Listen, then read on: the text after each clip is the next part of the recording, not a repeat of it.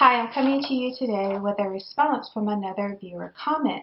And we had a brief discussion underneath a video, and she was mentioning about her anxiety attacks and that she was afraid of dying. So I asked her why she was afraid of dying, and she responds here.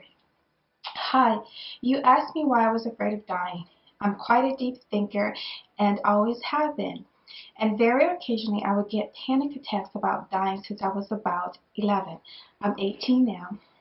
When I think of dying as an experience for me, I feel weird and disoriented because I hate the idea of losing consciousness and losing the ability to see, think, and feel as I do now. When I started thinking this way, I feel trapped, like living in the worst thing because it's always a result of death. These weird feelings are as if I'm dreaming and watching my life go by from a distant point of view, and I see it as a precursor to a full-on panic attack. But I have learned not to let it get to that point every time I feel this way. It also happens most often at night. There's just a fear of losing what I now know and having no control over it. It scares me a lot and I want it to stop. Once again, any advice would be appreciated. I don't mind if you use what I've said publicly on regards. Alright, this is a really good question, and it's a really interesting question and very timely for you at the age of 18, believe it or not. And I will record a series of videos by age, especially starting at 14, but 18, 19 is also a very pivotal year. When I received your comment underneath the video and I read your letter here, I had some very clear thoughts come to me. And one is there's definitely no accident in terms of you asking me that question.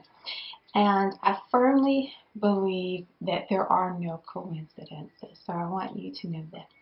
And I'm just going to give you a tad bit of a background so that I hope it will link my perspective on this topic with what I'm going to say specifically to you.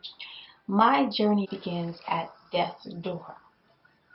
When I was in my early teens or late teens and I began to earn money, I had no interest in dating. I was a late bloomer in every respect possible. My mind was on one thing, and that was money.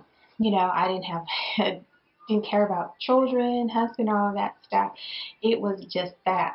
And I had, I was in a very serious car accident, and I just kind of went through the procedures and the process for that medically, but it just kept getting worse.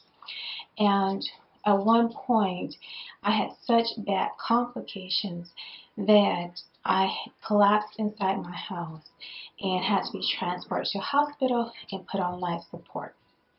I was given terrible news in that hospital stay, that what they saw would mean that I would not leave that hospital alive.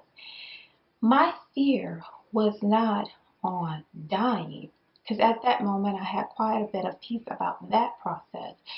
It was that I was so angry because I had achieved everything I wanted and I could not enjoy it. So that would be a real fear. That's like a real fear. And I'm just going to fast forward this a little bit. How I relieved that anger, it was someone told me, or maybe it just came to me, I'm pretty sure somebody said something, is that this is obviously not happening to you by accident, and you need to figure out why this is happening. So I had a practice even then of just being still. I later learned it was meditation.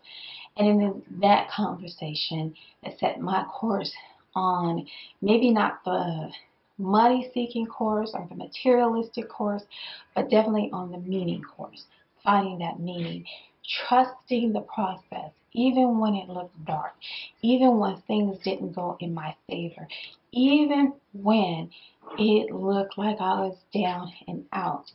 trusting, so that when the road turned, when the season changed, things got brighter, better, happier, and I was getting the things that I wanted and asked for and desired. I understood that it's the path and the journey. And that brings me to you. Sometimes what is anxiety attacks or panic attacks or fear or anger are not to stifle us, but to push us, to motivate us. And you can have a near-death experience, and that would be very telling, but you don't have to have that. Your body is telling you something. It is saying, listen, it's time for us to get on the path of our meaning. It's time for us to launch our journey right now. This is what I believe is happening with you. And I could say, let's say, for example, you want to be a teacher. And you set on the course to volunteer, to become familiar with all the aspects of being a teacher. As you enroll in college or you take your college courses to get your credentials, you want to become a teacher. But the only door that's open for you is to teach children who have disabilities. And let's say you take that opportunity and you find it frustrating because you can't teach them anything. And then you get still and you realize you're there to learn from them. They're teaching you. And you begin to master that environment, and another door opens up for you. And you say, hey, this may not have anything to do with teaching. Maybe this has something to do with research and medicine. And you take that opportunity, and it leads you on another path. And then you learn more. It teaches you. You grow. And further on down your life, you may invent or discover something to help those kids that you taught initially. Life has a way of doing that. But if you are in a shell and you're angry, it's because it's time for the chicken to emerge. If you are inside the seed, it is time for the plant to emerge, the fruit to emerge. You are meant to feel agitated in a confined environment that you are not lending your skills and your talents to. That is a form of motivation, of pressure, and sometimes you just have to go with it. You have to break out of it. You just have to go for it. So, again, I don't believe there's an accident that you have crossed my path this way. And the motivator for you right now is those impulses that you're receiving within. The motivator for me was a external physical occurrence, okay? I much rather that you heed those impulses than you feel that pressure. And until next time, peace.